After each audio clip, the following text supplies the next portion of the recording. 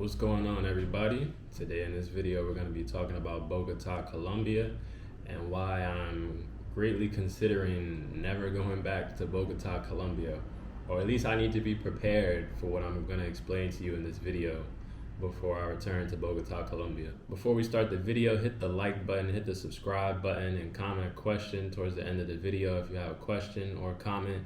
It'll definitely support the channel and help me keep making more videos for you. And if you're looking to get more personalized or more specific information regarding anything related to travel that I know about, I do consultation calls so we can figure out the best plan of action is for your travel plans or anything you want to know related to travel. Link to book the call is in the description below. The reason why I'm hesitant to go back to Bogota, Colombia, and some people know this already about Bogota, Colombia. People who have traveled to Bogota, Colombia already know this about Bogota, Colombia.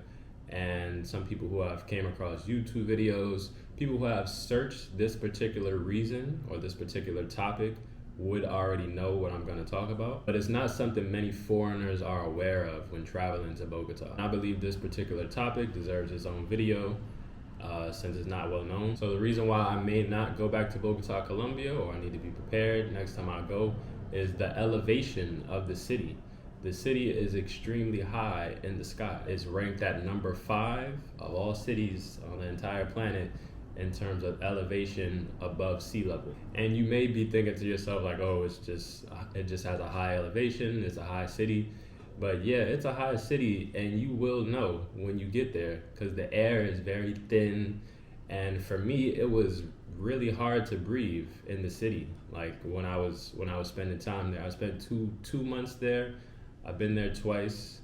I had an apartment there for the 2 months that I spent, and I don't know how to describe it. It's just hard to breathe for me. Like, and I'm a pretty active person. People who've seen the videos on my channel know I like to skateboard. And when I try to do any strenuous activity or something that required work, like walking up a hill, skateboarding, exercising to some extent, but not too much, but mainly like skateboarding, that was really hard for me to do in Bogota. And I'm not gonna exaggerate and say I couldn't do these things, but I was way more aware of my breathing when I was doing these things because it was just harder to breathe in and out. It just required more work for my lungs to do due to the thinness of the air and the elevation of the city. And I like to skateboard a lot. I skateboard every day, or I try to skateboard every day.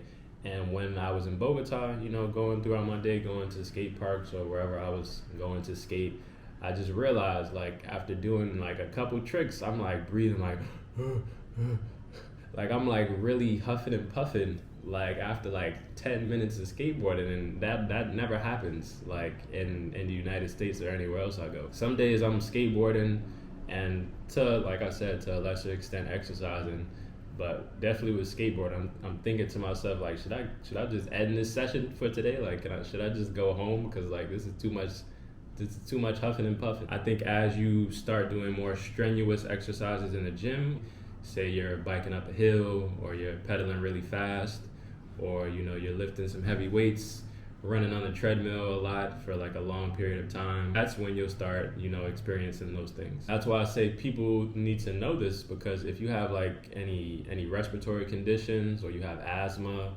or just anything that might affect how you breathe or how you take air in and out your lungs, you have to be aware of this when you're in Bogota, because it's just harder to breathe.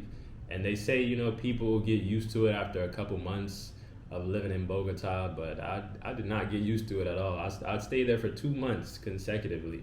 So, and by the time I left, still wasn't used to it, still huffing and puffing. And it's even more important because if this becomes an issue for you and you want to move to Bogota, you want to live there short term, long term, you don't want to have to keep dealing with barely being able to breathe or stressing your lungs out, having to breathe every day, because it's a nuisance. Of course you can do it and nothing is going to happen to you. Nothing happened to me. I didn't have to go to the hospital or anything like that, but it was just annoying, having to deal with that every day. Just going places day to day, like walking to the supermarket, exploring the city, things like that. I didn't have to, really deal with any hard breathing, but it was mainly just when I wanted to, have fun and do exercise and skateboard, play sports. basketball, things like that. So yeah, I was told the remedy is, just to wait it out and have your body get used to it. That didn't happen for me while I was there. It could happen for you. I'm hoping it does, to where, it just isn't a problem, or it'll just not be a problem at all.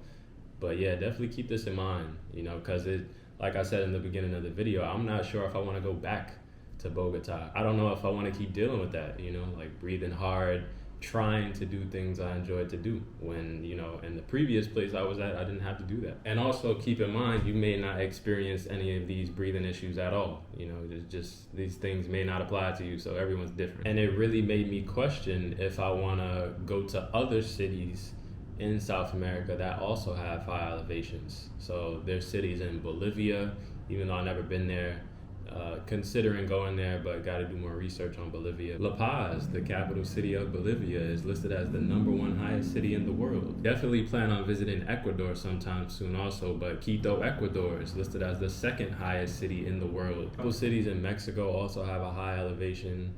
So yeah, it just made me think, like, dang, what am I gonna do when I'm in another city just as high as Bogota? And I would definitely want to stay in Bogota longer next time to really see if I can acclimate my body to the elevation. I really want to, test it out for myself and hopefully explain to you guys how long it took for me. Bogota is a really nice city. I love visiting Bogota. It reminded me of New York, a really hustle and bustle kind of city, a lot of different things to do, a lot of people, nice infrastructure, nice buildings, nice architecture. But yeah, gotta get used to breathing there first before I can enjoy Bogota. And it's interesting too, because when I went to Medellin, Colombia, or Cali, Colombia, Medellin also has a high elevation, but it's not as high as Bogota. I didn't have any breathing issues at all in Medellin.